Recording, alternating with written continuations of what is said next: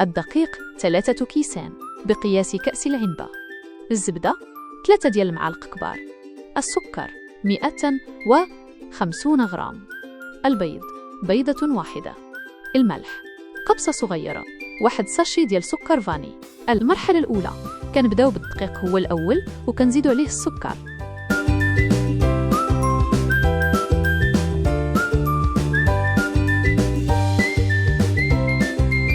ومن بعد كنزيد الملحة وكنخلطو بيدنا مزيان حتى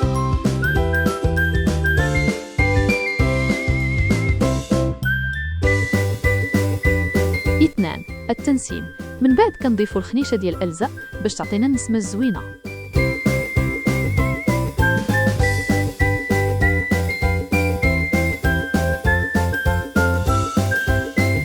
3 الجمع. كنزيدو البيضة باش نجمعو الخليط. 4 الترميل. هنا كيجي الدور ديال الزبدة، كنزيدوها وكنبقاو نفتوها وسط الخليط مزيان بأطراف الأصابع.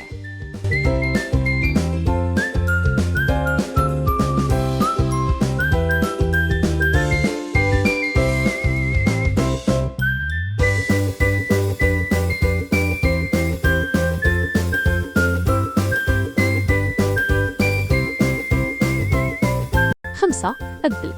وفي الأخير كنعجنوا المكونات كاملة مزيان حتى كترجع لينا العجينة رطبة لينة ومتماسكة في الدقة، حتى كيتجمع الخليط ويولي متجانس.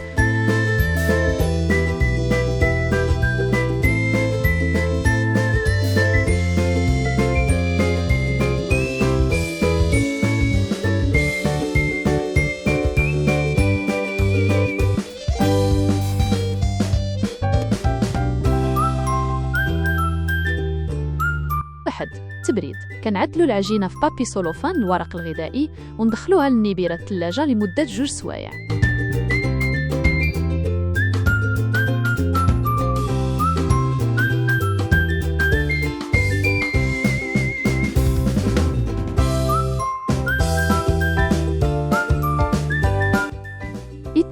التشكيل. مور ما كنخرجوها كنطلقوها بالمدلك على حسب الحجم ديال المول ديالنا اللي غالبا كيكون فيه 30 سنتيمتر.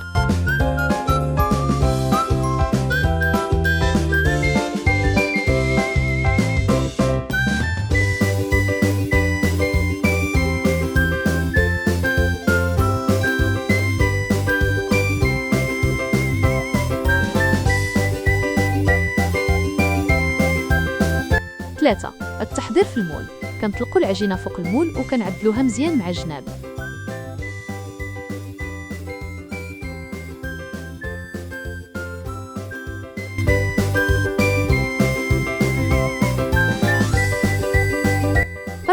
الطهي.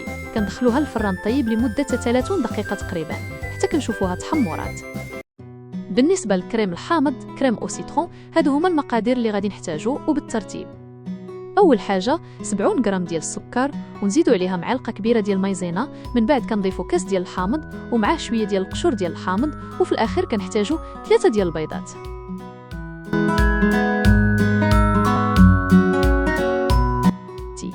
تنظيف. في الأول الحامض مع القشور ديالو كنخليوه يسخن شوية، موراها كنجيب كاسرونة كنعدلو فيها البيض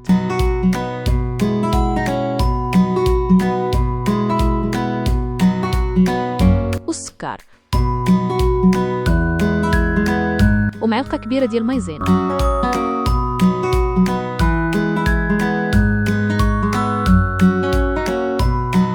كنخلطو مزيان، موراها كنجيبو ديك الخليط اللي خليناه يدفى ديال الليمون كنكبوه حتى هو، موراها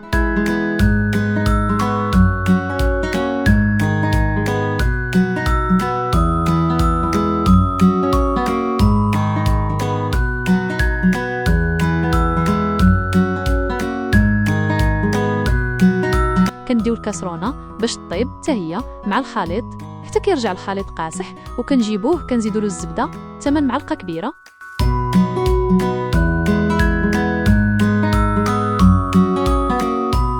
كنكوبوه في المول وكنعوضوه وكنحطوه في الثلاجه 4 ساعات واخا يجيونا جنابات زايدين باقي غنقطعوهم موراها.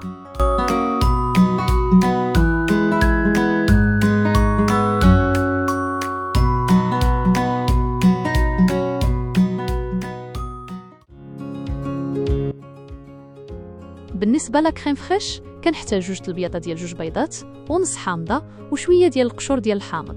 بالنسبه لكريم فريش كنعدلو الحامض مع القشور ديال الحامض باش يغليو مزيان حتى كيرجعوا بكريمي، وراها كنحط البيض ديالنا باش يطلع الرغوه، وكنضيفوا عليه ديك الماء اللي كيخرج من ديك الخليط ديال الحامض حتى كتطلع الرغوه.